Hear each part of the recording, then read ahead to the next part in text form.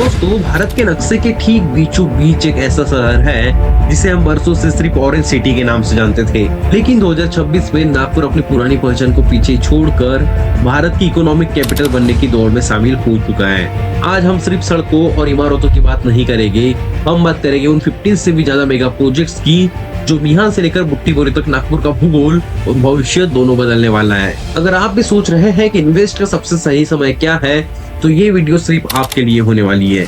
चलिए नागपुर की जादुई बदलती तस्वीर को करीब से देखते हैं। दोस्तों, कहानी शुरू होती है मिहान से।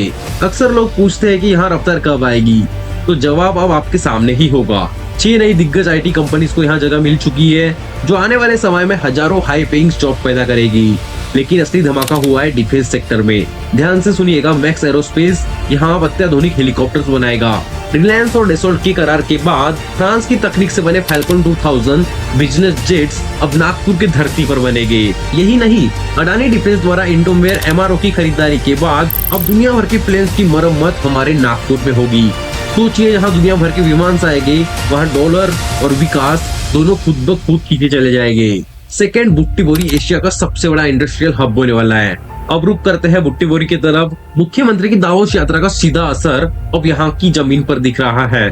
नागपुर अब एक बड़ा सोलर हब बन चुका है। ओबड़ा ग्रुप और वारी एनर्जी जैसे दिग्गजों ने यहाँ 15,000 करोड़ रुपए से ज्यादा का इन्वेस्टमेंट किया है। अब नागपुर सिर्फ बिजली पैदा नहीं करेगा, बल्कि दुनिया को सोलर पैनल और लिथियम आयन बैटरी एक्सपोर्ट करेगा। इसके साथ ही साउथ कोरियन कंपनी हसन और IPCL लेबोरेटरीज जैसे नाम यहाँ करोड़ों का निवेश कर रहे हैं। इसका सीधा मतलब है नागपुर का पैसा अब नागपुर में ही घूमेगा और यहाँ की युवाओं को अपने घर के पास ही करियर के बड़े अवसर मिलेंगे।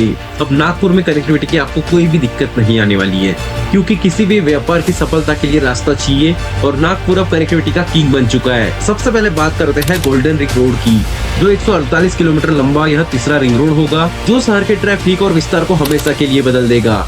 इसके किनारे अब नई टाउनशिप बस रही है, जो आज निवेशकों की पहली पसंद बन चुकी है। दूसरी तरफ गोदनी और लाड़गांव में 1700 एकड़ में बन रहा है international business and finance centre. Nagpur का अपना BKC कहलाएगा। यहाँ स्टार्टअप और बड़े बैंक एक ही छत के नीचे काम करेंगे। और रही बात मेट्रो की, तो 2027 तक मेट्रो फेज 2 करान से लेकर बुट्टीबोरी तक दौड़ेगा। यानी शहर के किसी भी कोने से काम पर जाना अब सिर्फ कुछ मिनटों का खेल होगा। बॉस IT से लेकर डिफेंस तक और एक्सप्रेस वे से लेकर अफ्रीकन सफारी तक नागपुर अब थमने वाला नहीं है। यह सिर्फ पत्थर और सीमेंट का ढांचा नहीं, यह लाखों लोगों के सपनों का शहर बनने वाला है। तो अब सवाल ये नहीं है कि नागपुर बढ़ेगा या फिर नहीं, सवाल ये है कि क्या आप इस विकास की यात्रा में शामिल होंगे या फिर नहीं। आपको क्या लगता है कि नागपुर 2030 तक पुणे जैसे शहरों को पीछे छोड़ देगा? अपनी राय मुझे कमेंट्स में जरूर बताइएगा। अगर वीडियो जानकारी पूर्वक लगा हो तो इसे सब्सक्राइब करें और हर नागपुर कर के साथ ये वीडियो शेयर कीजिएगा। उसे भी पता होना चाहिए कि नागपुर में और क्या क्या होने वाला है। जय हिंद, जय महाराष्ट्र। और किस टॉपिक पे आपको वीडियो चाहिए मुझे कमेंट करके जरूर बताएं।